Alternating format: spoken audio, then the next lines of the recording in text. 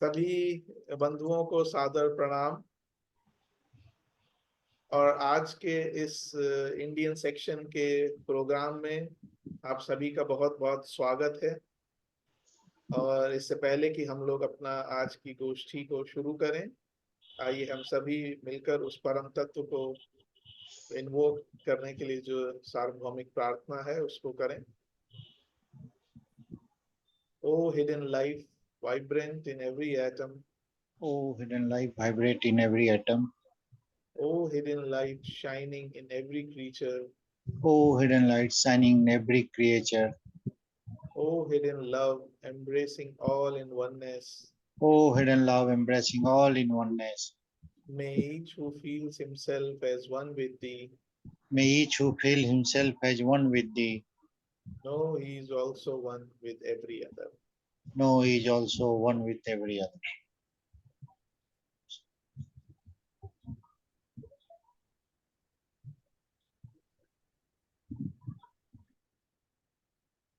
पुनः प्रणाम सभी को बहुत बहुत, और वेलकम टू दिस नमस्कार सर। सेशन। नमस्कार, नमस्कार, प्रणाम टू ऑल।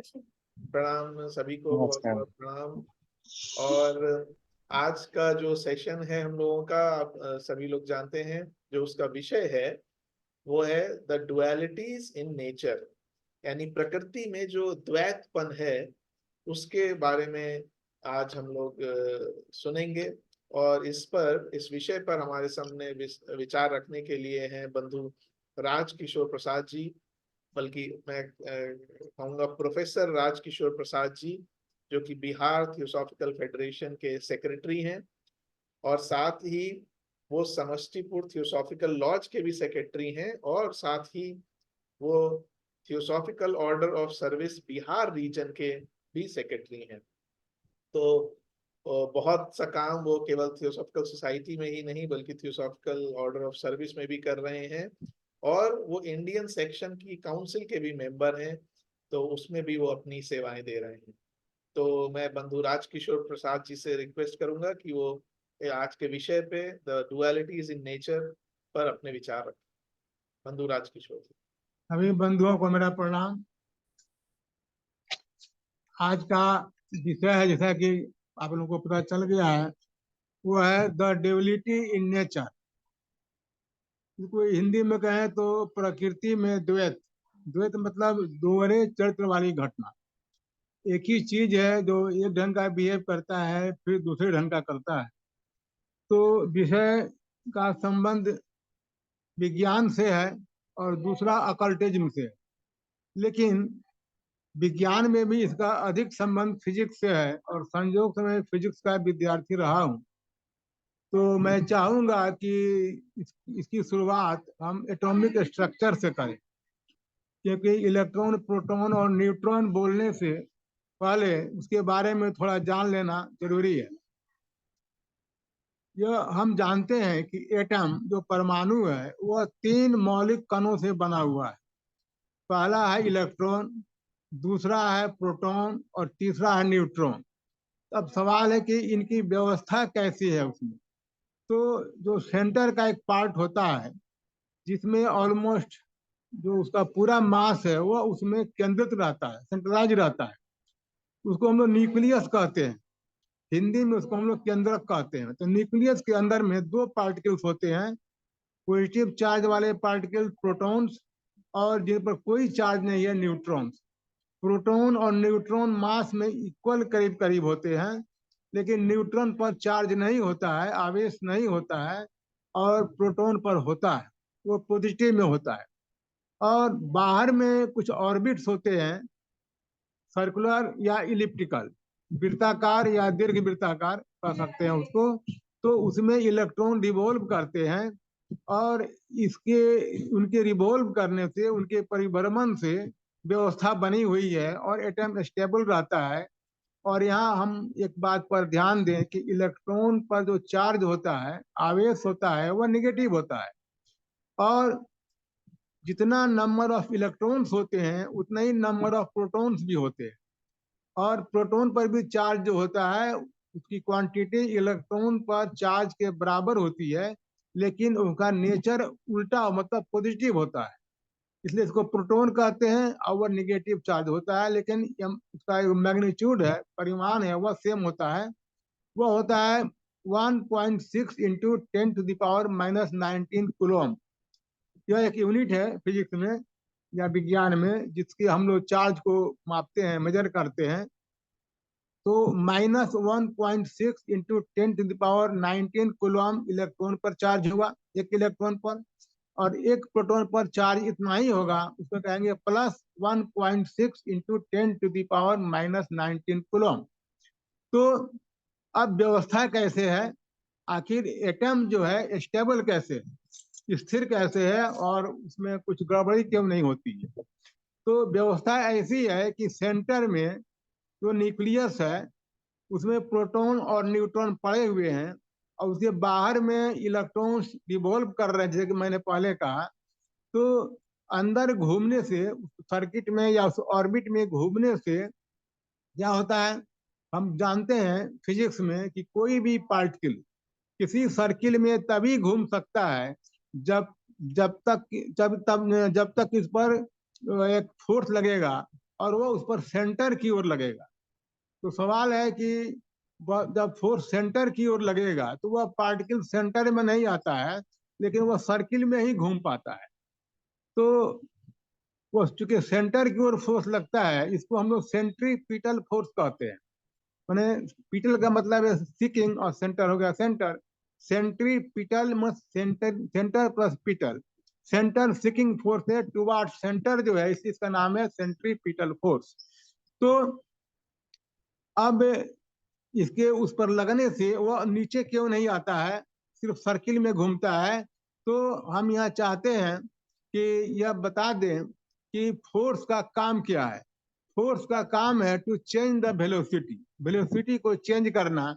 लेकिन वेलोसिटी एक वेक्टर क्वांटिटी है, velocity is a vector quantity, means it has got direction as well as magnitude. उसको मैग्नीट्यूड भी है और डायरेक्शन भी है। जैसे हम कहेंगे कि कोई आदमी पूरब की ओर, एक खास दिशा हो गई, पूरब की ओर इतना मील प्रति घंटे के रेट से जा रहा है, तो वह उसका वेलोसिटी हो गया। और सिर्फ rate of change of distance कहेंगे विथ रिस्पेक्ट टू टाइम, उसमें दिशा का, डायरेक्शन का कोई ख्याल नहीं रहेगा, वो जग जग भी घूम सकता है, वह उसका स्पीड कहलाता है। तो वेलोसिटी को चेंज करने का मतलब क्या होगा, फोर्स जब वेलोसिटी पर लगता है तो फोर्स का डेफिनेशन ही है कि वह जो वेलोसिटी को बदल दे। तो वेलोसिटी को बदलने के लिए जरूरी है कि या तो वो उसके डायरेक्शन को बदल दे, मैग्नीट्यूड भले ही नहीं बदले, या दोनों को बदल दे, या सिर्फ मैग्नीट्यूड को बदल दे। तो इसलिए यहाँ जो फोर्स लगता है, जो पार्टिकल पहले 9 जा रहा था उसके 90 पर फोर्स लगता है, तो वह फोर्स जो है उसकी वेलोसिटी की दिशा को चेंज करता है। इसलिए वेलोसिटी तो बदलता है, लेकिन वेलोसिटी का मैग्नीट्यूड नहीं बदलता है। और इसलिए उस फोर्स के चलते वह घूम घूम करके वह सर्किल में रहता है, क्योंकि यहाँ एक कंडीशन आ गया कि वेलोसिटी के 90 पर फोर्स लगेगा, और यह तभी संभव है कि वो सर्किल में घूम पाएगा, क्योंकि टेंजेंट की ओर वेलोसिटी होता है और टुवार्ड्स रेडियस जो है वो फोर्स होता है। और हम ज्योमेट्री से जानते हैं कि दोनों के बीच का कोण 90 होता है। तो वह फोर्स लगने से सिर्फ वो घूम पाएगा, दिशा बदल पाएगी, सेंटर में आने का कोई प्रश्न नहीं है। इसलिए ऐसा बहुत लोग कहते हैं कि यह नीचे की ओर लगता है, एक रिएक्शन में बल ऊपर की ओर लगता है फोर्स, जिसका नाम सेंट्रीफ्यूगल फोर्स है। और दोनों चूंकि बराबर और विपरीत हैं, इसलिए वह घूम पाता है, स्टेबल रहता है। लेकिन यह बात गलत है। क्यों गलत है, कि जब किसी पार्टिकल पर फोर्स जीरो हो जाएगा, रिजल्टेंट फोर्स जीरो कर दीजिएगा सेम बॉडी पर, तो वह उसमें न्यूटन का लॉ काम करेगा। न्यूटन का फर्स्ट लॉ क्या है, जब किसी बॉडी पर कोई फोर्स नहीं लगेगा तो वह या तो रेस्ट में रहेगा या बिना वेलोसिटी को बदले चलेगा। तो वेलोसिटी नहीं बदलेगी तो दिशा नहीं बदलेगी, तो जिस लाइन में जा रहा है उसी लाइन में जाएगा। ऐसा तो हो नहीं रहा है, इसलिए यह बात नहीं है। तो सेंट्रीपिटल फोर्स लगता है इलेक्ट्रॉन्स पर, और यह फोर्स ग्रेविटेशन से आता है। और जो न्यूक्लियस है उस पर फोर्स लगता है ऊपर की ओर रिएक्शन में।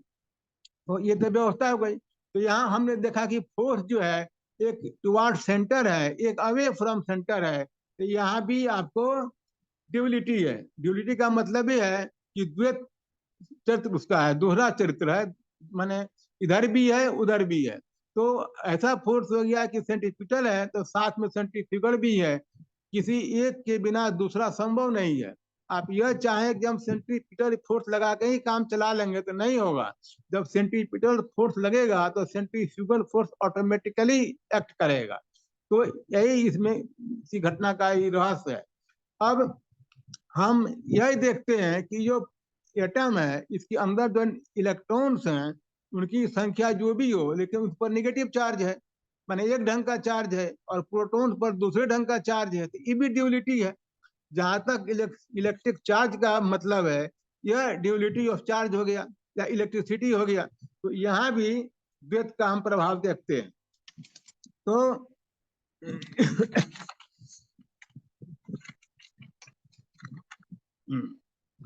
अब यहाँ पर मैं एक और बात को डिस्कस करना चाहता हूँ।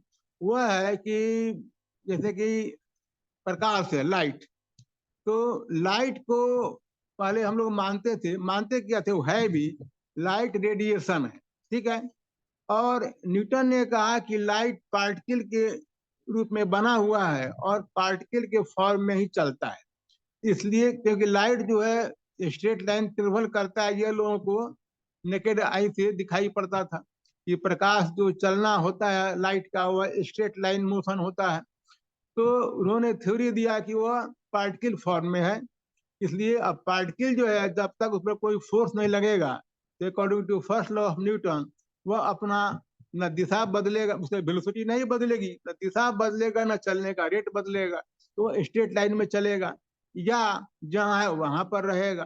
तो यह ये प्रकाश के बारे में, लाइट के बारे में कहा गया। लेकिन आगे कुछ ऐसी घटनाएं हुई जिन घटनाओं का जिक्र मैं आपको बात से ही करना चाहूंगा, क्योंकि बोर्ड पे यहाँ दिखाना संभव नहीं है।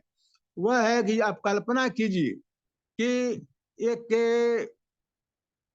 पर्दा है, मैंने मान लीजिए कूट का या काठ का या माने वुडन एक सीट है। तो वो तो ओपेक होता है, पारदर्शी नहीं होता है। और इसके पीछे में एक हम मोमबत्ती जलाते हैं, और यह एक्सपेरिमेंट हम नाइट में करते हैं। और मोमबत्ती ऐसे जलाते हैं कि मोमबत्ती का ऊपरी लौ जो है, उसका जो ऊपरी कोर है उसके ही हाइट पर है। और इस पर्दे के बाद में एक सेकेंड व्हाइट पर्दा रखे हुए हैं, वो भी इसके पैरेलल है। तो यदि वह स्ट्रेट लाइन में लाइट चलता है तो मोमबत्ती का लौ जो ठीक ऊपर है इसके कोर के साथ मिला हुआ है, उसी के लेवल में है। तो वहां से लाइन खींचेंगे तो जहां तक इस पर्दे पर आएगा, जो व्हाइट पर्दा मेरा है, स्क्रीन है, तो उसके नीचे लाइट तो नहीं आनी चाहिए, लाइट को ऊपर जाना चाहिए, क्योंकि नीचे में तो वहां पर अपारदर्शी पदार्थ है, काठ है, कूट है, जो भी है। तो लेकिन हम लोग पाते हैं कि लाइट कुछ नीचे भी आता है। ये लाइट कहाँ से आया? यह लाइट ये कोर जो है, मोमबत्ती के बाद जो वो है पदार्थ रखा हुआ ओपेक या अपारदर्शी, उसके कोर से वो लाइट नीचे घूम गया, तो बेंडिंग ऑफ लाइट हो गया। तो यहाँ यह थ्योरी खत्म हो गई कि लाइट जो है एक स्ट्रेट लाइन में चलता है, उसका propagation of light is in straight line, खत्म हो गई बात। तो अब इस घटना को, फिजिक्स में क्या होता है, जब घटनाएं आती हैं उसको समझाने के लिए थ्योरी निकालना पड़ता है। तो थ्योरी कैसे होगा? पार्टिकल मानते हैं तो वो मुड़ेगा नहीं, वो सीधे जाएगा। लेकिन यहाँ पर लाइट मुड़ गया, इसको बोलते हैं डिफ्रैक्शन ऑफ लाइट। हिंदी में इसका टर्म है विवर्तन, माने bending of beam at the edge. तो कोर जो है वहां पर वो बेंड कर गया, झुक गया नीचे की ओर, मुड़ गया। तो इसको डिफ्रैक्शन ऑफ लाइट कहते हैं। एक और घटना है, आप क्या कीजिए कि ऐसे ही दो पर्दा लीजिए, कुट का या काठ का, और दोनों को एक दूसरे के पैरेलल खड़ा कीजिए। और दाएं साइड वाला पैरेलल जो पर्दा है, माने जो स्क्रीन है, उस पर उसको व्हाइट कर दीजिए, लाइट पड़े तो दिखाई पड़े। और जो लेफ्ट साइड में है उसमें एक लाइन खींचिए वर्टिकल, उसको डिवाइड कीजिए, बीच में पॉइंट चिन्ह लगाइए, उस चिन्ह पर एक लाइन खींचिए जो इसके जहां रखे उसके पैरेलल हो, और उस लाइन पर एक पॉइंट सोर्स रखिए, बिंदु वाला सोर्स। और वहां से आकर के ये लाइन जहाँ मिलता है बाएं पर्दे पर, ऊपर और नीचे बराबर दूरी पर होल बनाइए, तो क्या होगा, अगर इसे जो लाइन खींचे हैं बीच में परपेंडिकुलर, उसके वहां से जो लाइट निकलेगा वो उस क्षेत्र में और इस क्षेत्र के बाहर जाएगा, और दोनों की दूरी पर्दे से बराबर होगी, जो मैंने स्ट्रक्चर बनाया है बराबर होगी। यदि एक छेद को हम बंद कर देते हैं, एक होल को बंद कर देते हैं, तो पर्दे पर दूसरे होल से लाइट पूरा पड़ेगा, उसी सीध में जाइएगा पड़ेगा। उसको बंद करते हैं तो इस होल से नीचे की ओर लाइट पूरा पड़ेगा। लेकिन जब दोनों होल को साथ खोल देते हैं तो लाइट जो है अजब हो जाता है। जहां लाइट अब एक से लाइट जितना गया है और दूसरे से गया है, दोनों मिलकर लाइट का जो इंटेंसिटी है वो बढ़ना चाहिए, लेकिन ऐसा नहीं होता है। कहीं लाइट गायब हो जाता है, कहीं लाइट और इंटेंसिफाइड हो जाता है, मतलब कहीं लाइट का री इन्फोर्समेंट हो जाता है, कहीं उसका एनिहिलेशन हो जाता है। तो ये इसको हम लोग बोलते हैं ये इंटरफेरेंस ऑफ लाइट। दोनों दोनों सोर्स जो खुल गया उसके बाद वो लाइट बढ़ा नहीं, बल्कि कहीं कहीं बढ़ गया और कहीं घट गया, और रिंग ऐसा इस पर हमको मिलता है। तो इस घटना को भी पार्टिकल यदि मानते हैं लाइट को तो समझा नहीं सकते हैं। तब आया वेव थ्योरी ऑफ लाइट। तो लाइट जो है तो वेव थ्योरी माने, अब कैसे हुआ इसको समझाना यहाँ संभव नहीं है, लेकिन जब वेव थ्योरी लिया गया तो ये दोनों घटनाओं की व्याख्या हो गई, और जो स्ट्रेट लाइन इसका जो प्रोपागेशन है वो भी नियर अबाउट उससे हम लोग एक्सप्लेन कर लेते हैं। तो हुआ कि लाइट का जो है वेव नेचर। लेकिन अब एक और घटना घटती है, आइंस्टीन साहब ने उसको ऑब्जर्व किया, वो था फोटो इलेक्ट्रिक इफेक्ट। तो वो क्या था, वो था कि एक प्लेट है, प्लेट पर नेगेटिव चार्ज। तो नेगेटिव चार्ज से क्या मतलब है, उस पर इलेक्ट्रॉन्स रखा हुआ है या पड़े हुए हैं, तो प्लेट के ऊपर इलेक्ट्रॉन्स को आप डाल दीजिएगा तो वह प्लेट नेगेटिव भी चार्ज मालूम पड़ेगा, क्योंकि इलेक्ट्रॉन पर नेगेटिव चार्ज है, और नेगेटिव चार्ज वाले जो पार्टिकल्स हैं वो प्लेट पर बिछ गए, छा गए, तो पूरा का पूरा प्लेट नेगेटिवली चार्ज हो गया। अब इसको कुछ नहीं करना है, इस पर सिर्फ लाइट डालना है, प्रकाश जाएगा और पूरा चार्ज वो खत्म हो जाएगा, वो न्यूट्रल हो जाएगा। तो सवाल हुआ कि चार्ज गया कैसे। ये लाइट गया, लाइट यदि वेव के रूप में जाएगा तो वहां से वह इलेक्ट्रॉन कैसे बाहर जाएगा। तो एक पार्टिकल को दूसरा पार्टिकल ही नॉकआउट कर सकता है। तो जब तक इस लाइट को हम पार्टिकल नहीं मानेंगे, लाइट को पार्टिकल फॉर्म में नहीं मानेंगे, तब तक वो इलेक्ट्रॉन जो खुद पार्टिकल है उसको नॉकआउट नहीं कर सकता है।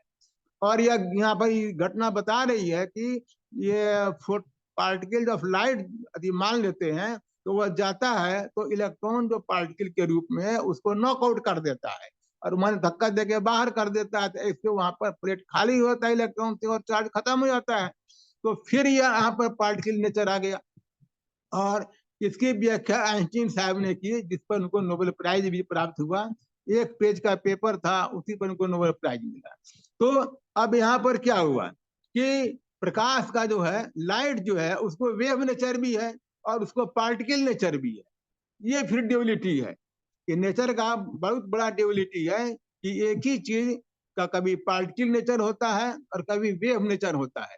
आगे हम लोग देखेंगे, आगे फेनमैन साहब आए हैं, माने हाल फिलहाल में, फिर बहुत दिन हुआ, और उन्होंने एक दूसरा डबल स्लिट एक्सपेरिमेंट किया, हाइपोथेटिकल, और उससे उन्होंने निष्कर्ष निकाला कि ये पार्टिकल जो है ऐसा बिहेव करते हैं जैसे कॉन्शसनेस इनके साथ है। क्यों, जब लाइट पार्टिकल को ऑब्जर्व कीजिएगा कि किस छेद से किस होल से जा रहा है, तो वह पार्टिकल फॉर्म में जो मान के चलिएगा उससे रिजल्ट आएगा। यदि उसको नहीं देखिएगा, आप ऑब्जर्व नहीं कीजिएगा, तो वेव नेचर मानने से जो फॉर्म आएगा सो आएगा। तो इसका मतलब है कि जब पार्टिकल को ऑब्जर्व करते हैं, पार्टिकल को लगता है कि हमको कोई देख रहा है, तो वो डिस्टर्ब हो जाता है। इसका मतलब कि पार्टिकल कॉन्शस है। जैसे किसी बाथरूम में आप स्नान कर रहे हो और आपको लग रहा है कि बाथरूम तो बंद है, तो आप कैसे उछलिएगा, कूदिएगा, गाना गाइएगा और डांस भी कीजिएगा और स्नान कीजिएगा, नंगे भी हो जाइएगा, लेकिन लगे आपको कि की होल से कोई हमको देख रहा है। दरवाजा तो बंद है लेकिन की होल है, तो की होल से कोई देख रहा है, तो आप बहुत ही शब्द और शांत और बढ़िया आदमी ऐसा स्नान कीजिएगा। क्या हुआ, आप कॉन्शस हैं तो आप डिस्टर्ब हो गए। वैसे ही पार्टिकल को जब ऑब्जर्व करते हैं तो वेव ऐसा वेव को जो वेव रूप में है उसको ऑब्जर्व करते हैं तो वह अपना नेचर चेंज कर लेता है, वह पार्टिकल फॉर्म में अपना नेचर शो करता है। तो यहाँ एक ही चीज पार्टिकल फॉर्म में है, एक ही चीज वेव फॉर्म में, उसका एक नेचर जो है पार्टिकल का है, एक नेचर उसका वेव का है, वो है लाइट। तो यहाँ भी ड्यूअलिटी है और ये बहुत बड़ा ड्यूअलिटी है। तो अब प्रश्न उठता है कि क्या इलेक्ट्रॉन जो है या प्रोटॉन है या न्यूट्रॉन है, ये तो पार्टिकल एस्टेब्लिश्ड है कि पार्टिकल है, इनका क्या होगा? तो इनके साथ भी यही घटना है, ये लोग भी वेव वैसा बिहेव करते हैं और कभी पार्टिकल ऐसा बिहेव करते हैं, और कंडीशन वही है जो मैंने लाइट के लिए कहा है। तो इसका मतलब ये हुआ कि एक ही पार्टिकल जो है, जो बहुत ही सूक्ष्म पार्टिकल है, जिसको हम नेकेड आई से नहीं देख सकते हैं, लेकिन वह दोनों उसका बिहेवियर है, कभी पार्टिकल ऐसा है लगता है, कभी वह वेव ऐसा लगता है, तो ये इसका ड्यूअल नेचर ऑफ बिहेवियर हो गया, तो ये भी ड्यूअलिटी हो गई। तो अब लाइट को हम लोग इसलिए फोटॉन्स कहते हैं, माने लाइट पार्टिकल नहीं कहते, हम लोग फोटॉन्स कहते हैं, फोटॉन्स मीन्स लाइट पार्टिकल, ठीक है ना। अब है कि हमने देख लिया कि फोर्स में ड्यूअलिटी है, सेंट्रीपिटल है तो सेंट्रीफ्यूगल है, सेंटर से योर है, सेंटर की ओर फोर्स है, उसके साथ ही अवे फ्रॉम सेंटर फोर्स है। और इन फोर्सों का उपयोग करके माने गॉड ने ये जितने भी यहाँ पर ब्रह्मांड में खगोलीय पदार्थ हैं, सन है, सन के चारों बल माने प्लैनेट घूम रहे हैं, इसमें कोई इंजन या पेट्रोल का कोई चलने वाला मशीन नहीं लगा हुआ है, वो यही ग्रेविटेशनल फोर्स से उनका मोशन है, सेंट्रीपिटल फोर्स है, सेंट्रीफ्यूगल फोर्स है, और इससे बैलेंस है, और यही चल रहा है। तो ये नेचर का ड्यूअलिटी ही जो है उसका मेन चीज है, जो उसको स्टेबल भी करता है और उसको पिक्यूलियर भी बनाता है।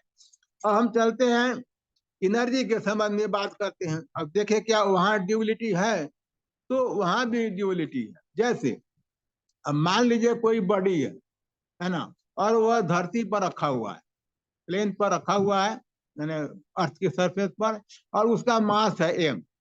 तो अब एक थ्योरी है कि जो मास m होगा उसको ऊपर ले जाइएगा, चाहे बॉडी जो है उस बॉडी को अर्थ जो है अपनी ओर m इंटू जी फोर्स से खींचेगा।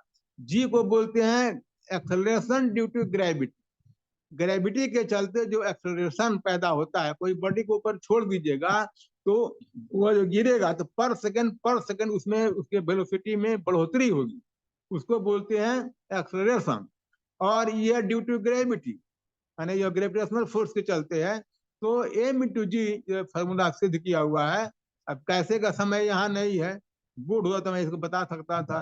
तो m इंटू जी फोर्स लगेगा किसी भी m मास वाले बॉडी पर अर्थ के द्वारा, वो ग्रेविटेशनल फोर्स होगा।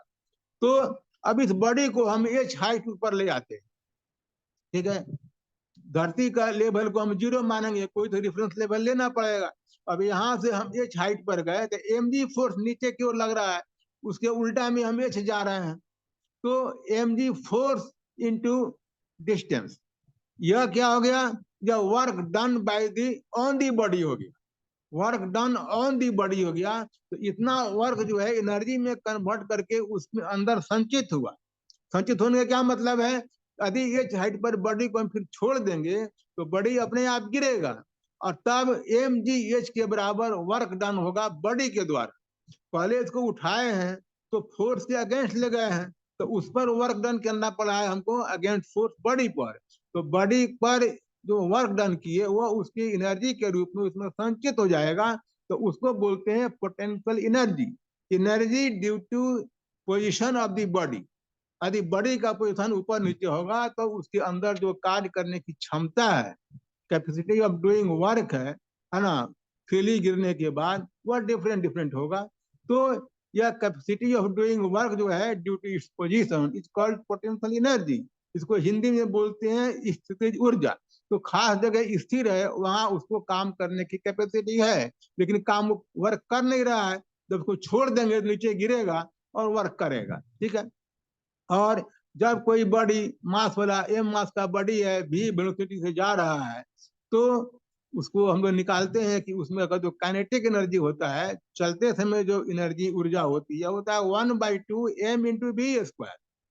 1/2 तो हो गया, आधा हो गया, m माने मास हो गया, अब v इसका माने v वेलोसिटी का स्क्वायर हो गया।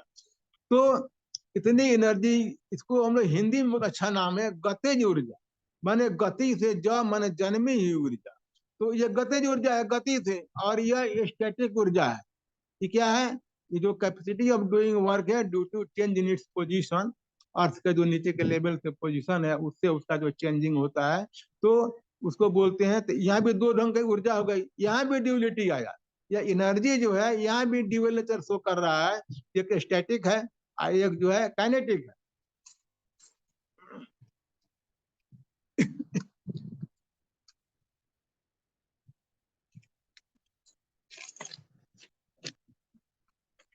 अब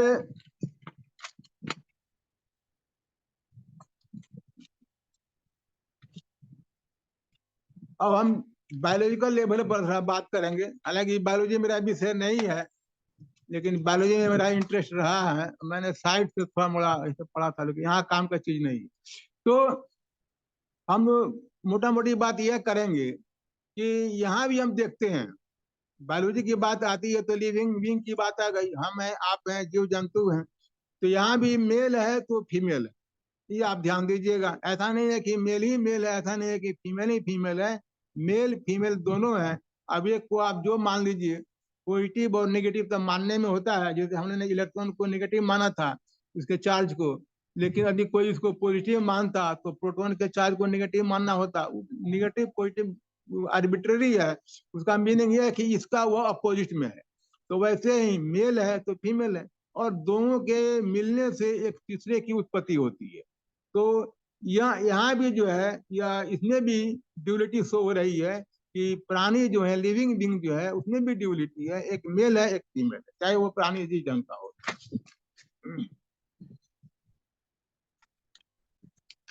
अब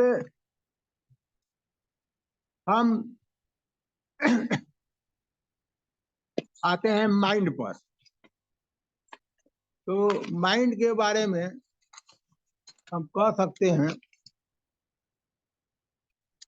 rising from the field of biological phenomena into those of the mind and consciousness, we again find this duality manifesting itself everywhere.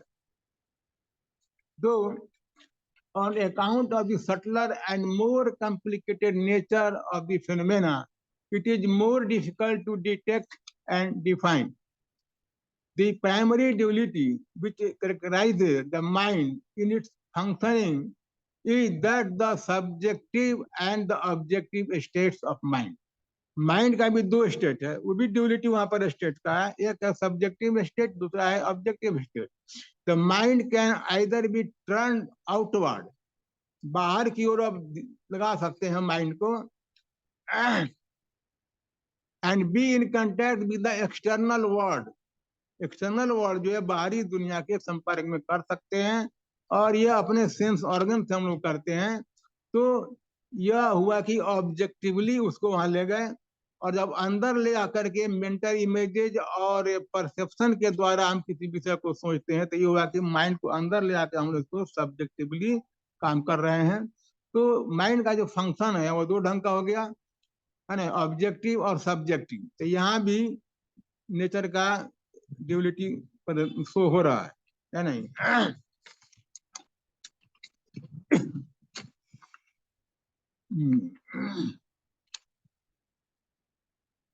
अब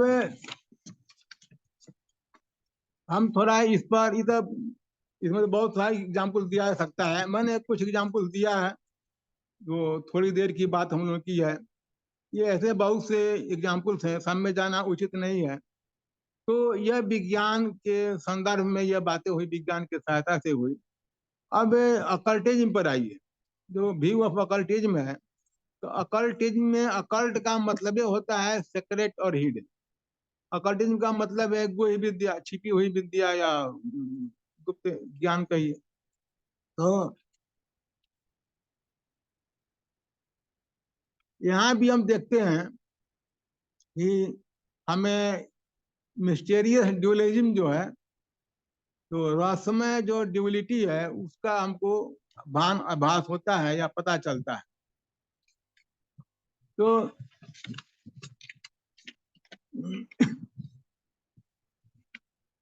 इसमें एक सूत्र है, वो है शिवा शक्ति आत्मकम विश्वम।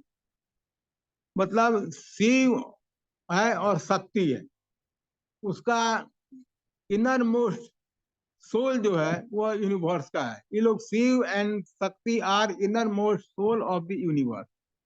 तो शिव क्या है, शक्ति क्या है? तो कॉन्शसनेस को शिव कहा गया है। कॉन्शसनेस शिव में है, शिव तत्व है। और शक्ति तत्व में आप ध्यान दीजिए कि मोशन आएगा, मूवमेंट आएगा तो पावर होगा। तो शिव तत्व हुआ कॉन्शसनेस, तो शक्ति तत्व हुआ पावर। और शिव तत्व में यदि पोटेंशियल आएगा तो एक्टिव उसमें आएगा। और स्पिरिट आएगा शिव तत्व में, तो शक्ति तत्व में मैटर आएगा। चेंजलेस आएगा शिव तत्व में, चेंज नहीं करेगा। तो कॉन्स्टेंटली चेंजिंग जो है, लगातार चेंज करना आएगा शक्ति तत्व में। रूट ऑफ सब्जेक्टिव फिनोमेना आएगा शिव तत्व में, तो रूट ऑफ ऑब्जेक्टिव फिनोमेना उसमें चला जाएगा शक्ति तत्व में। प्रिंसिपल ऑफ स्टेबिलिटी यदि हम रखेंगे शिव तत्व में, तो प्रिंसिपल ऑफ मूवमेंट आएगा शक्ति तत्व में। सोर्स ऑफ विल जो है वह शिव तत्व में आएगा, तो सोर्स ऑफ एक्शन जो है वह शक्ति तत्व में आएगा। पॉजिटिव इसको कहेंगे शिव तत्व को, तो नेगेटिव कहेंगे हम शक्ति तत्व को। स्टैटिक कहेंगे शिव तत्व को, तो उसको डिनामिक कहेंगे। तो इस ढंग से यहाँ भी दिखाया हुआ है कि शिव तत्व और शक्ति तत्व का कैसा समन्वय है।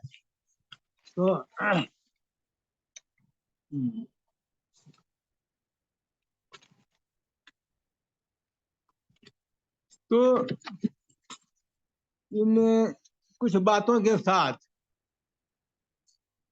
अब इसको मैंने यहीं पर खत्म कर दिया है, इसलिए कि अब इसमें बहुत बड़ा, बहुत विशेष चैप्टर है, बहुत लंबा चौड़ा विभाग है। तो इसको आगे बढ़ने पर बहुत सी बातों का ऑब्जेक्ट इसमें आना शुरू होगा। तो हम लोग इसको कुछ लंबा समय चाहिए। तो हम समझते हैं कि मैं अपनी बात को यहीं समाप्त करूं, और इसमें कुछ किसी को कुछ आपस में हम लोग की बातचीत होनी हो, हमसे आपको जानना हो, आपसे हमको जानना हो, तो हम लोग बातचीत करें कि यह ड्यूलिटी क्या है नहीं, नेचर का। वो मैंने इसको बताने का प्रयास किया है। ऐसे यह बहुत ही कई पार्ट में है, एक्सपेंशन टाइम का है, फिर इसका भी है। तो इसी टाइम लिमिट में मैंने इसको किया।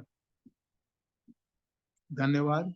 धन्यवाद राजकिशोर जी, आपने बहुत अच्छे से हम लोगों के साथ शेयर किया। सबसे पहले जो प्रकृति में जो द्वैतपन है, वो पॉजिटिव नेगेटिव का हो या फिर वेव पार्टिकल का जो डुअलिटी है, सब्जेक्ट ऑब्जेक्ट का है, Shiv Shakti, spirit matter, static kinetic, और अलग अलग एग्जाम्पल्स के माध्यम से मेल फीमेल बायोलॉजी का भी आपने जिक्र किया। तो अलग अलग जगहों पे जैसे हम देखें तो प्रकृति में हमें हर जगह द्वैत दिखाई पड़ता है, और उसका जो इनर सोर्स है वो आपने कहा शिव शक्ति। तो मुझे उससे याद आ गया कि जो शिवलिंग है, शिवलिंग का जो सिंबल है, जो शिवलिंग की बहुत पूजा होती है इंडिया में, जो हिंदू धर्म में माना जाता है, वो शिवलिंग भी एक्चुअली उसी शिव शक्ति लेवल का प्रतीक है, डुअलिटी का, जहां से मैनिफेस्टेशन हाँ, उसमें शुरू हो शिव रहा है। शक्ति को एक ही सिंबल में दिखाया गया है। हाँ, क्योंकि वो भी इलिप्सॉइड है, तो जी उसमें। जी। हाँ जी जी जी।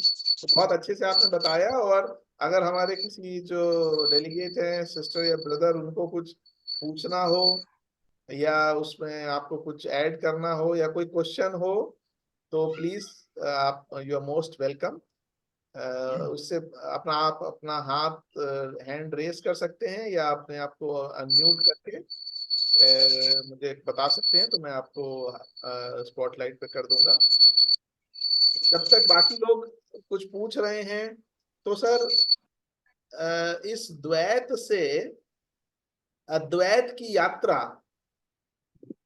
उसके बारे में कुछ विचार रखेंगे तब तक, जब तक बाकी लोग कुछ पूछें शायद।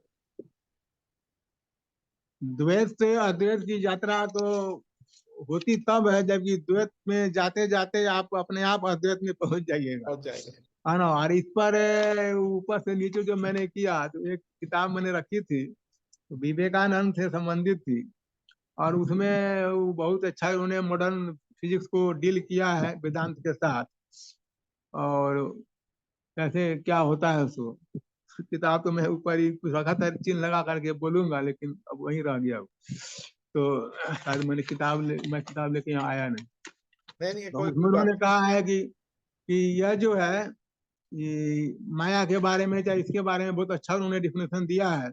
और बहुत पहले वह जो वर्ल्ड रिलीजन का जो सम्मेलन हुआ था शिकागो में, उन्होंने वहां पर जो भाषण दिया था, उसमें फिजिक्स की बातें जो बताई थी, नहीं। जी। वह मॉडर्न फिजिक्स की बातें आज सच हो रही हैं। तो उनके ज्ञान की तो बात का कोई सीमा नहीं है कि हाँ। कहाँ उन्होंने अब कैसी बात की। और ज्यादा उन्होंने फिजिक्स की चर्चा की है कि अच्छा। कैसे, हाँ, उन्होंने बताया है कैसे यह दोहरापन जो है, द्वैत जो है, इसके जैसे जैसे इसमें आगे की ओर देखते जाएंगे, करते जाएंगे, तो हम खुद अद्वैत की ओर पहुंच जाएंगे। माने इसी को करते करते पूरा कंसेप्शन लेना है और आगे बढ़ना है। तो थोड़ी गलती हो गई, किताब ऊपर छूट गया, तो बहुत अच्छा रहा था, अभी याद पड़ा हम। अरे तो नहीं नहीं, कोई बात किताब नहीं। एक है वेदांता एंड मॉडर्न फिजिक्स। तो अच्छा, उसमें उन्होंने बहुत वेदांता, बढ़िया से, ओके। हाँ, Vedanta and modern physics, modern physics and Vedanta. Okay okay. हाँ, और विवेकानंद का ही वो उस पर है, उन्हीं का सब दिया हुआ है, बहुत बढ़िया किताब है, ठीक है ना। और वो बताते हैं कि फिजिक्स शुरू होता है रीजन से, लेकिन वह नॉन रीजन में चला जाता है, और कैसे क्या होता है, बहुत ही मार्वलस किताब है। और फिजिक्स में एक नई थ्योरी आई है, थ्योरी का पुरानी थ्योरी हाँ हो गई, क्वांटम में आया है आपको अनसर्टेनिटी प्रिंसिपल। हाँ जी। पहले हम लोग मानते थे कि एक पार्टिकल इस वेलोसिटी से चलेगा तो इतने टाइम में वहां पहुंच जाएगा। हाँ अब जो थ्योरी ऑफ अनसर्टेनिटी है, इसको हिजनबर्ग ने दिया, और उन्होंने कहा कि नहीं, कोई चीज सर्टेन नहीं, किसी चीज को हम सर्टेन नहीं मान सकते हैं। और उसको उन्होंने प्रूफ किया है कि कुछ भी आप एक्सपेरिमेंट करेंगे, और ये चाहते जो न्यूटोनियन कंसेप्शन है कि एग्जैक्टली हम वेलोसिटी को माप लेंगे, तो कहते कि नहीं, तब टाइम आपका, टाइम का मेजरमेंट डिस्टर्ब हो जाएगा। टाइम एग्जैक्टली मापिएगा तो वेलोसिटी का मेजरमेंट डिस्टर्ब हो जाएगा, वो अच्छा। आप उसको सही माप नहीं सकते हैं। तो लोगों ने कहा कि फिजिक्स क्या है, जब आप सही माप ही नहीं सकते तो फिजिक्स क्या है। उन्होंने कहा कि नहीं, फिजिक्स का मतलब ये नहीं कि हम सही माप लें, फिजिक्स का मतलब है कि व्हाट इज ट्रुथ, वो हम बतावे आपको। तो नेचर में डिटर्मिनेंसी नहीं है, आप उसको, यह अनिश्चितता उसमें वर्तमान है, ठीक है ना। तो अब उसमें एक आगे आता है, आगे बात आती है कि इलेक्ट्रॉन है, और उसको एक बैरियर को क्रॉस करना है, और बैरियर क्रॉस करने के लिए उसको बहुत एनर्जी चाहिए, तब वो जो ऊंचा बैरियर है उसको क्रॉस करेगा। लेकिन उसमें एक ये भी कहता है थ्योरी, एक संभावना ये भी है कि वह कम एनर्जी के साथ भी क्रॉस कर जाए। अब अच्छा। देखिए, एनर्जी ज्यादा चाहिए, लेकिन थ्योरी है कि नहीं, वो कम एनर्जी के साथ भी कुछ संभावना है कि क्रॉस कर जाए। तो हाँ वह क्वांटम थ्योरी जो है बहुत ही बेजोड़ है। उसमें कुछ चिन्ह उन लगा कर मैं रखा हुआ था, लेकिन ऊपर ही छूट गया, क्या नाम है, क्वालिटी ऑफ सिग्नल के चलते। नहीं नहीं, फिर भी आपने तो बताया। सुनाता और आपको, है नहीं। हाँ जी, और देखिए विमल और जी। संजोग से मैं क्वांटम का ही विद्यार्थी रहा हूँ। तो अच्छा अच्छा हमको, अच्छा, हाँ, अरे क्वांटम वो। जो है फिजिक्स, जो क्वांटम के सहारे फिजिक्स चला गया है मेटाफिजिक्स में। हाँ हाँ, वह घोष और सबकी चर्चा करता है, और जो अब लगता था कि ये लोग रूढ़िवादी है, वहां तक की चर्चा होती है। हाँ क्वांटम फील्ड है, क्वांटाइजेशन है, सभी बातें की चर्चा होती है। हाँ। तो बहुत ही अच्छी थ्योरी है, और यह फिजिक्स को मेटाफिजिक्स में ले जाता है, ठीक है ना।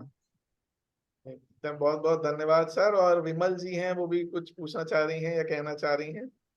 सर बहुत मजा आया, बहुत ही मजा आया। 10th स्टैंडर्ड की फिजिक्स, 12th स्टैंडर्ड की, और अब जो रिसेंटली पढ़ते हैं, तो हमने तो बहुत देखा कि भाई मजा। प्राय लोग साइंस के नहीं, दिखाते नहीं है सर, और 1 घंटा सुन सकते हैं आप, प्लीज, बहुत मजा आ रहा है।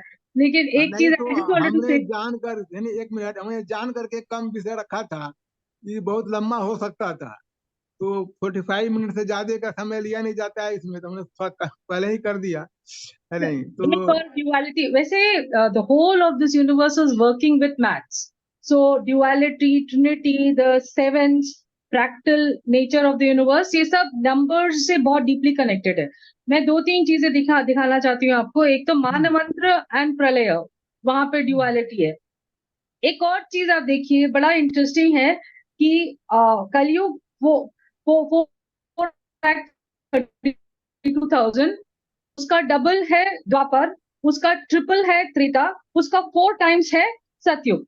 1 + 2 + 3 + 4 = 10. तो सारे युग को मिला के जो कलयुग का 432,000 आता है, उसमें सिर्फ 0 और ऐड हो जाएगा तो वो पूरे चारों युगों का अमाउंट है. तो कितना एक ब्यूटीफुल मैथमेटिकल प्रिसिशन में काम करता है ये. तो दैट इज आप देखिएगा, सुनिए ना, आप सुने होइएगा हम लोग का जो एंशिएंट बुक सब जो है, जैसे कि एक वेद का कुछ फार्मूला है. फार्मूला क्या है कि वेद में सूत्र है, तो उससे सूत्र का भी माने निकालिएगा तो धार्मिक माने निकलेगा, और उसका मैथमेटिकल माने निकालिएगा तो आप बहुत जल्दी गुना भाग कर सकती. जो आपको कैलकुलेटर का सहायता जितना जल्दी नहीं है, उतना आपको उसी की हेल्प से हो जाए. तो किताब भी है वैदिक मैथमेटिक्स करके, इस चांद का पब्लिकेशन है. तो उसमें आश्चर्य होता है कि एक ही का मतलब कुछ है, उसी का मतलब फिर ये भी है, गणित भी है. नहीं तो बिल्कुल. बहुत अच्छी सब बातें हैं. विमल जी ने भी कुछ तो हम तो मैंने रिक्वेस्ट करेंगे कि इंडियन सेक्शन यदि हमको लगातार 10-12 लेक्चर देगा, तब मैं इस ड्युअलिटी को पूरा कर पाऊंगा. नहीं बिल्कुल बिल्कुल टाइम मैंने स्पेस है, इसमें बहुत सारी चीज है, क्योंकि हमारी ये मान्यता है कि उतने हो जितना लोग मैं साथ लेके चल सकूं. अब मैं बोल जाऊं लोग समझे ही नहीं तो वो भी मुश्किल बेकार बात है. नहीं बिल्कुल नहीं बिल्कुल. आपने इतने ओके जो साइंस से रिलेटेड भी थी, आपने सिंपल तरीके से समझाया, तो मुझे लगा सबको समझ में आया होगा. और भी हमारे कोई बंधु हैं या बहन हैं जो कुछ कहना चाह रहे हैं तो प्लीज. हाँ, शीतल गोले जी, अनम्यूट कर लीजिए. हाँ जी. राजकिशोर जी, सचमुच मजा आया. थोड़ा मैं भी साइंस स्टूडेंट हूँ, तो केमिस्ट्री और फिजिक्स जहाँ रहता है थोड़ा बहुत मजा आता ही है उसमें भी. हालांकि मैथ्स में मेरे मैथ्स नहीं था, लेकिन क्वांटम थ्योरी में भी मुझे इंटरेस्ट था. हमारे मराठी थियोसॉफिकल फेडरेशन के वैद्य जी है पुणे के, उन्होंने भी 3-4 क्लासेस ली थी इस पर. तो भले ही ये क्वांटम थ्योरी पे लिया उन्होंने, लेकिन वो भी बहुत सुंदर था. और हम ये जो कहते हैं कि अपने सीक्रेट डॉक्ट्रिन में भी इस बारे में बहुत कुछ बताया गया है. पांडे जी के क्लासेस जब होते थे सीक्रेट डॉक्ट्रिन के, तो उन्होंने भी वही बताया है कि ड्युअलिटी कैसे आ जाती है. तो हम एक्चुअली व्यक्त स्वरूप जो देखते हैं कि पानी दिखता है हमको व्यक्त स्वरूप में, लेकिन जैसे जैसे हम सूक्ष्म में जाते जाते हैं तो वो H2O में बदल जाता है. उसके पार्टिकल्स H2O में आते हैं. तो कैसे हम व्यक्त से अव्यक्त की तरफ जाते हैं, सूक्ष्म की तरफ जाते हैं, और वही धीरे धीरे धीरे धीरे अद्वैत में बदल जाता है. तो ये एक एग्जाम्पल मुझे लगा. ऐसे काफी अपनी केमिस्ट्री वही है, फुल केमिस्ट्री उसी से भरी हुई है, सूत्रों से. और ये तो ऊपर जाकर यही पार्टिकल्स है, यही मॉलिक्यूल्स जब जोड़ देते हैं तो एक नया रूप धारण कर लेते हैं, और वही फॉर्म्स बन जाते हैं, वही अलग रूप ले लेते हैं. तो जैसे जैसे पढ़ाई होती है, पता चलता है, तो हम वही सोचते हैं कि क्या हम अदरवाइज पानी को हम कितना सरल सीधा समझ लेते हैं, लेकिन उसी में अगर डूबते जाए तो क्या क्या हीरे निकलते हैं उसमें से, और क्या क्या माहिती निकलती है. तो बड़ा मजा आता है. बहुत अच्छा लगा आपने एक नया मैं जो थियोसॉफी और साइंस का जो इंटरेक्शन है उसमें इंटरेस्टेड हूँ, और अकल्टिज्म में भी इंटरेस्टेड हूँ. तो इसलिए, और मेरा संयोग से फिजिक्स रहा है विषय एमएससी में, और क्वांटम मेरा स्पेशल रहा है. तो अब इसमें इसका बहुत इंटरेस्ट आता है, और इसका फायदा भी होता है एक्सप्लेन करने में. तो ये सब मजा। ठीक है। Thank you. ठीक। Thank you Sheetal ji, thank you Rajkishore ji. और किसी को हाँ, ओप्पो, अच्छा नाम लोहित जी, आप कुछ कहना चाहते हैं? नहीं, चलिए। तो हालांकि समय है, लेकिन अगर कोई और कुछ नहीं कह रहे हैं तो हम लोग क्लोजिंग की तरफ बढ़ सकते हैं। लेकिन उससे पहले एक और सवाल, अ, अ, आप चूंकि क्वांटम के ही फील्ड में अध्ययन करते हैं और पढ़ाते हैं राजकिशोर जी, तो जी जी। आपको क्वांटम मैकेनिक्स और क्वांटम फिजिक्स से ये भी प्रूव हो गया है कि अब जो इलेक्ट्रॉन मॉडल पहले हुआ करता था वो रदरफोर्ड का, अब वो ना होके एलिप्टिकल ऑर्बिट मतलब के बजाय इलेक्ट्रॉन क्लाउड के फॉर्म में होता है। हाँ, कन्फर्म होता है। तो वो मतलब कहीं भी हो सकता है, नहीं भी हो सकता है। हाँ, यही तो आ गया ना, जो जो उपनिषद में चर्चा होती है कि यहाँ है अभी नहीं है। हाँ तो ये ढंग की बात अब फिजिक्स करने लगा है, तो हाँ। तब उसमें जाके हम लोग मर्ज करके अपने को मिला चुके हैं। सच्चाई जाकर वहां एक जगह पहुंच चुकी है। Okay okay okay okay. लेकिन और इसमें जो वो है आप बहुत सा माने विषय बहुत लंबा है। जो ये जो विषय हाँ उन्होंने लिया था, ड्यूलिटी ऑफ जो नेचर है या ड्यूलिटी जी इज नेचर है, वो बहुत ही बड़ा सब्जेक्ट है, बहुत जी। बड़ा इसका वास्ट हाँ नहीं, और कम से कम इस एक्सपेरिमेंट से जो हम लोग पढ़ते हैं, जो आपने शेयर किया थॉमस यंग का डबल स्लिट एक्सपेरिमेंट, कि है। वो फोटोन मतलब लाइट के कण को जब ऑब्जर्व किया जाता है तो हम्म। अपना बिहेवियर बदल देता है। हाँ, बदल देता है। तो इससे वो बात प्रूव हो जाती है कि जो एचपी ब्लॉग्स की कहती है कि there is no dead matter. Matter conscious है। हाँ, मैटर भी कॉन्शियस मैंने है। एक पेपर भी दिया था, इज मैटर कॉन्शस। जब ऑब्जर्वेशन को डिस्टर्ब करता है तो कॉन्शसनेस है। हाँ और ये थियोसॉफी कहती है कि कॉन्शसनेस सब में है, लेवल उसका अलग अलग, हाँ हाँ। तो इसी क्वालिटी से वही है लेकिन लेवल हाँ, अलग अलग है। तो इससे ये भी प्रूव हो जाता है कि कण कण में भगवान है फिर। हाँ, राम कंकड़ में भगवान। तो ये अब तो बहुत जब हाँ ये छोटे पार्टिकल में गए, फंडामेंटल पार्टिकल जो बोलते हैं, उसमें जाके सब बात निकल रही है। हाँ तो, जी जी तो इसलिए वहां पता चलता है कि उसका बिहेवियर जो है अजीब ढंग का है। जैसे कि हाँ वो बहुत समझदार हो, जी कभी जी इधर से जाना है तो उधर चला जाएगा। अब हाँ बैरियर है, एनर्जी नहीं है, लेकिन वो पार हो जाएगा, हाँ उपाय लगाकर वो निकल जाएगा उस पार। तो जी। ये सब बातें हैं बहुत। हाँ नहीं नहीं, बहुत इंटरेस्टिंग है, और आपसे कभी अलग से फोन पे बात करके मैं और जानूंगा ठीक है, ठीक क्वांटम के बारे में। और जयश्री जी, आप कुछ कहना चाहती हैं? जी, मैं तो साइंस स्टूडेंट नहीं हूँ एंड आई हर्ड इट, मुझे भी अब बहुत अच्छा लगा। तो धन्यवाद। ये बोले कि light when the light enters something in electron और whatever that it changes into positive things, isn't it? That's what you meant? वही आप इलेक्ट्रॉन क्या जब क्या? लाइट जो लाइट पार्टिकल होकर जब ये होता नहीं, है, लाइट पार्टिकल में कोई चार्ज नहीं है। हाँ, लाइट तो पार्टिकल जो जब तो इलेक्ट्रॉन को न्यूट्रल पार्टिकल है, हाँ लेकिन पार्टिकल है तो किसी भी पार्टिकल पर वो जाएगा तो नॉकआउट कर देगा ना, हाँ हाँ, धक्का वही देकर मैं निकाल तो देगा। ये, हाँ, दैट चाहे मीन्स वो नेगेटिव चार्ज वाला मैंने पार्टिकल हो डार्कनेस कि को, पॉजिटिव वाला हो कि न्यूट्रल पार्टिकल हो, पार्टिकल पार्टिकल को धक्का दे सकता है, लेकिन वेव भी काम नहीं करेगा। इसके पार्टिकल है और उधर दो दो घटना है, डिफ्रैक्शन है, मैंने बेंडिंग ऑफ बीम है एट दी एज, और दूसरा इंटरफेरेंस है। जब तक वेव का ऐसा नहीं चलेगा तो वो नहीं होगा।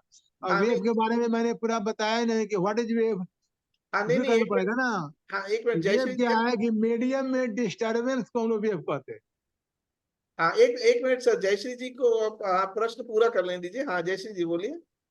हाँ, बोलिए। हाँ, आई थिंक दैट लाइट माने is related to this theosophy, spiritual life is related to science, because whenever light enters, the darkness goes disappears, it becomes positive, like in this particles, and that when it goes to the electrons, तो then यहाँ तो it देखिए, changes, it theosophy knocks out. Science में तो ये बात ही हो रही है कि जो साइंस निकाल रहा है वो थियोसॉफी पहले कह रही है, और हाँ थियोसॉफी उसको और जी आगे जी ले जी, जा रही है। हाँ जी हाँ जी उसमें जी तो जी, यही तो बात ही हो रही है। थियोसॉफी हाँ, हाँ, साइंस ठीक। इंट्रोडक्शन में लोग देखते हैं कि जो साइंस जहाँ पहुंच रहा है वहाँ हाँ, हमारा वेदांत और उपनिषद पहले पहुंचा हुआ है, और उसी जी, को जी, हम लोग अभी जाकर के इस मेथड से वहां पहुंच रहे हैं। अभी तो हम जी, लोग जी, पीछे हैं, साइंस वाले पीछे हैं, हाँ, साइंस और जी, वाले जी, आपका पीछे। जी। ये हम हाँ, लोग का जो हिंदू धर्म का जो सब साहित्य है वो बहुत आगे है। जब बुद्धा जब एनलाइटेंड हुए वो तो अंदर में लाइटेड होंगे ना, हाँ तो ही नॉक डाउन द डार्कनेस और नेगेटिविटी को नॉक करके अंदर से लाइटेड हो गए। हाँ जी जी लेकिन मेरा एक यहाँ पर प्रश्न है, जो लाइटेड है माने कोई उनको फिर can any darkness knock them down and अब लाइटेड इसमें पर्सन इनसाइड? इस विषय बदल गया, ये कॉन्स्टिट्यूशन ऑफ मैन जो हम लोग करेंगे ना, भोपाली में करना है, तो उसमें इस बात की चर्चा होगी कि किस प्लेन में जाएगा कॉन्शसनेस के, तो लौट के नहीं आएगा, कैसे क्या होगा, वहां पर चर्चा होगी। जी। जी, आत्मिक प्लेन है, बुद्धिक प्लेन है, बहुत सा प्लेन है ना, तो उसमें जाएगा तो नहीं आएगा, इसमें जाएगा तो आएगा। ये सब है, हाँ, घटना वो घटती है। आप उसको देखिएगा जयश्री जी, वो जो इनिशिएशंस मास्टर्स एंड द पाथ में है कि कौन सी इनिशिएशन के तक व्यक्ति वहां से मतलब गिर सकता है, लेकिन किस फिफ्थ इनिशिएशन के बाद सेव, तो अलग अलग लेवल्स पे वो होता है अभी, लेकिन वो विषय अंतर हो जाएगा अभी। जी जी जी। नहीं ठीक लेकिन है। जी, आपके लेक्चर में शिखर जी आपने ये बताया है हाँ जी। कि इनिशिएशंस होते तक, हाँ चौथा होते तक तो भी गिरने के हाँ चांसेस हो सकते हैं, जी लेकिन जी। जब एक बार एनलाइटमेंट हो गया उसके हाँ, बाद फिर वो डाउन नहीं होता है। डाउन नहीं होता है। जी जी जी, फिफ्थ के बाद। Yes yes. पूरा एनलाइटेंड होने से डाउन नहीं हो सकता, लेकिन supposing a person is half enlightened, half lighted. Jayashri ji, see, half enlightened, full enlightened, there is nothing like that kind of division. आप उस किताब को पढ़िए, मास्टर्स एंड द पाथ। ठीक कौन है, सा जी? Masters and the master? Path, masters इसमें एंड द आपको पाथ। आगे टैमनी की किताब है, साइंस एंड अकल्टिज्म। एक, हाँ, तो मास्टर्स एंड द पाथ में साइंस? उन्होंने इनिशिएशंस के लेवल दिए हुए हैं कि कहाँ तक व्यक्ति गिर सकता है और कहाँ के बाद वो सेफ हो जाता है। तो उसको आप पढ़िए, उसको उससे क्लैरिटी आएगी। जी जी। और साइंस एंड ऑकल्टिज्म जो राजकिशोर जी कह रहे हैं वो भी बहुत अच्छी है। जी जी। चलिए चलिए, ये तो अच्छा हो गया, थैंक यू। और थैंक यू सो मच। बातों में समय का पता नहीं चला। और अगर किसी का इस और प्रश्न हो कोई, तो अभी भी पूछ सकते हैं, कुछ समय हम लोगों के पास बाकी है, अन्यथा हम लोग क्लोजिंग की ओर चलें। चलिए, मेरे ख्याल से और कोई अभी हमारे साथ किसी का प्रश्न नहीं है, तो इंडियन सेक्शन की तरफ से और सभी हमारे जो डेलीगेट्स हैं उनकी तरफ से मैं प्रोफेसर राजकिशोर प्रसाद जी का और अपनी स्वयं बहुत की बहुत धन्यवाद। यहाँ पे प्रोफेसर राजकिशोर प्रसाद जी का बहुत बहुत धन्यवाद कि उन्होंने समय निकाल के इतने अच्छे विषय को इतने सरल तरीके से हम सबके सामने प्रस्तुत किया। हालांकि समय की जो जो विषय बचा है वो बहुत बड़ा है और उसके लिए समय नहीं था, लेकिन फिर भी आगे हम फिर उनको उनसे इस विषय पे विचार उनके सुनेंगे। और सभी बंधुओं का भी बहुत बहुत धन्यवाद कि उन्होंने समय निकाल के आज के इस इंडियन सेक्शन के प्रोग्राम में भागीदारी की। सभी का बहुत बहुत धन्यवाद। और हम लोग को क्लोज करने से पहले सभी प्राणी मात्र के कल्याण के लिए, सबकी मंगल कामना के लिए मंत्र बोल सकते हैं। ओम सर्वेषां स्वस्तिर्भवतु, सर्वेषां शान्तिर्भवतु, सर्वेषां पूर्णं भवतु, सर्वेषां मङ्गलं भवतु, सर्वे भवन्तु सुखिनः, सर्वे सन्तु निरामयाः, सर्वे भद्राणि पश्यन्तु, मा कश्चित् दुःखभाग् भवेत्। ओम शांति शांति शांति। बहुत बहुत धन्यवाद सबको। Thank you very much. हाँ, बहुत Thank धन्यवाद you. आप सबको। Thank बहुत you. बहुत धन्यवाद। See फिर you. कभी मौका मिलेगा तो किया जाएगा। हाँ जी इतना करता था। ओके नमस्कार बाय बाय ठीक है, नमस्कार।